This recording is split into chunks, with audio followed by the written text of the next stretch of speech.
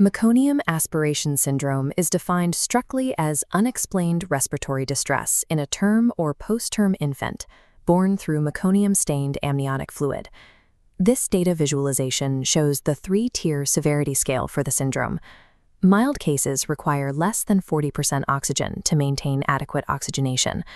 Moderate cases push past that 40% threshold, and severe cases demand positive pressure ventilation to support life. While the initial aspiration creates a physical blockage, the ensuing syndrome involves deep tissue injury across the terminal bronchioles.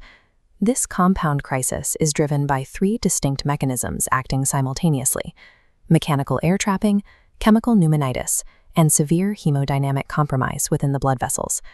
Patient survival depends on interrupting the cascading effects of inflammation and vascular resistance through precise algorithmic escalation. This typographic flowchart outlines the immediate delivery room protocol.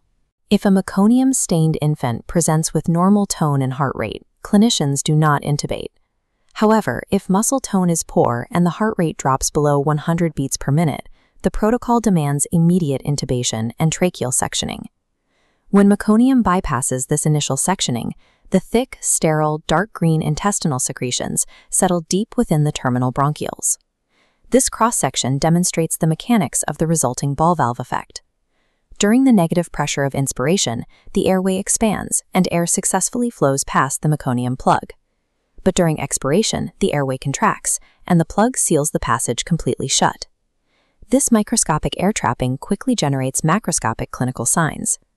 Chest X-rays reveal severe hyperinflation, and the infant physically develops an increased anterior-posterior diameter, presenting as a barrel chest with flattened diaphragms. Trapped air is only the first mechanism of the triad. Though sterile, meconium is highly irritating. Its presence inside the bronchioles triggers severe chemical pneumonitis and a massive release of inflammatory mediators.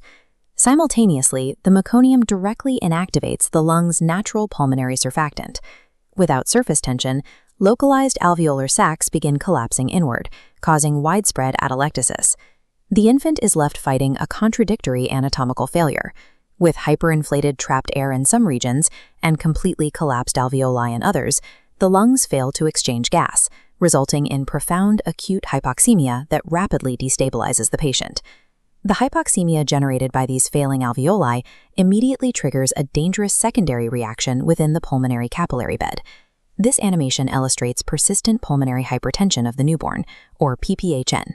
Driven by the lack of oxygen and a release of chemical mediators, the pulmonary vessels rapidly constrict, causing a sharp spike in pulmonary vascular resistance. As the resistance climbs, deoxygenated blood is met with a physical wall. It is forced to bypass the lungs entirely, establishing a right-to-left shunt across the ductus arteriosus or the foramen ovale. An echocardiogram at this stage serves three critical objectives: ruling out congenital heart disease, assessing overall cardiac function, and determining the exact location and severity of this right-to-left shunt. The infant's vascular system is highly reactive. Physical handling and invasive suctioning trigger a catecholamine release that directly spikes pulmonary vascular resistance. General management in the NICU requires aggressively blunting this stress response. Clinicians must maintain a strict neutral thermal environment to prevent cold stress and utilize opioid or benzodiazepine sedation to keep the infant calm. The medical team must actively maintain a mean systemic blood pressure above 45 to 50 millimeters of mercury, utilizing fluid therapy and inotropes like dopamine. The physics here dictate the treatment. By keeping systemic blood pressure physically higher than pulmonary pressure, clinicians can physically force the right-to-left shunting to reverse course, sending blood back to the lungs.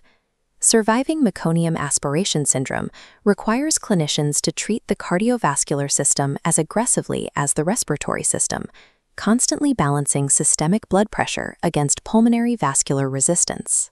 This clinical dashboard outlines the strict criteria for intubation.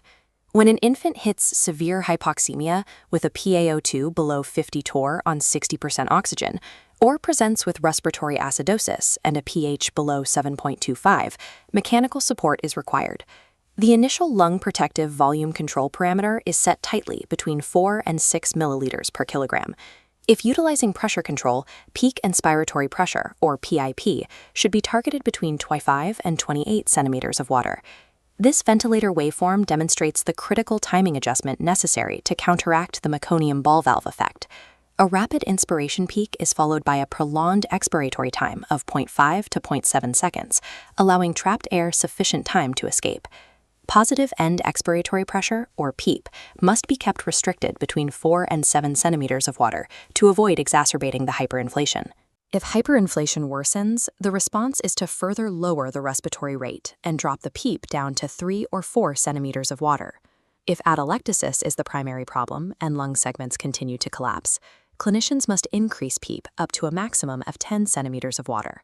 If a high FiO2 and high mean airway pressure are required, rescue surfactant therapy using the INSURE method, intubation, surfactant, extubation, is indicated to help reopen those collapsed alveoli. Conventional ventilation in this setting is a continuous precarious balance between forcing open collapsed alveoli and avoiding the catastrophic rupture of hyperinflated ones. Clinicians continuously monitor for warning signs that conventional ventilation is failing over a 3 to 6 hour window. These indicators include FiO2 requirements exceeding 60% or a PEEP rising above 30. A mean airway pressure exceeding 15 centimeters of water is another critical failure threshold. This flow chart highlights the oxygenation index calculation. When the OI lands between 15 and 20, the protocol mandates an immediate shift from conventional ventilation to high-frequency oscillation ventilation. To avoid exacerbating air trapping, HFOV frequency must be set in a low range, specifically between 6 and 8 Hz, and never higher than 10. This fluid model demonstrates the MAP recruitment strategy in HFOV. Rapid, shallow vibrations move vigorously through the fluid medium. The initial MAP is pushed as high as 25 to recruit lung volume, then step down in increments, stabilizing the infant between 15 and 20. Parallel to mechanical changes, there is a pharmacological escalation for persistent pulmonary hypertension. As the decision tree expands, inhaled nitric oxide is introduced when the oxygenation index exceeds 20 to 25. A profound clinical synergy is achieved, combining HFOV with inhaled nitric oxide. If unavailable, phosphodiesterase inhibitors like sildenafil or milrinone can be substituted. The ultimate physiological failure point occurs when the oxygenation index exceeds 40, despite optimized HFOV and vasodilator therapy. At this threshold, transfer to an ECMO center is required. To qualify for extracorporeal membrane oxygenation, the patient must be past 34 weeks gestation, weigh over 2,000 grams, have reversible lung disease, and show no signs of major intracranial bleeding. The journey from basic CPAP to extracorporeal life support is dictated entirely by these unforgiving mathematical thresholds. The ultimate clinical target throughout this cascade is precise: maintain a PaO2 of 55 to 80 torr while meticulously avoiding barotrauma and suppressing pulmonary vascular resistance. As outlined on this visual warning board, there are absolute contraindications in managing this condition.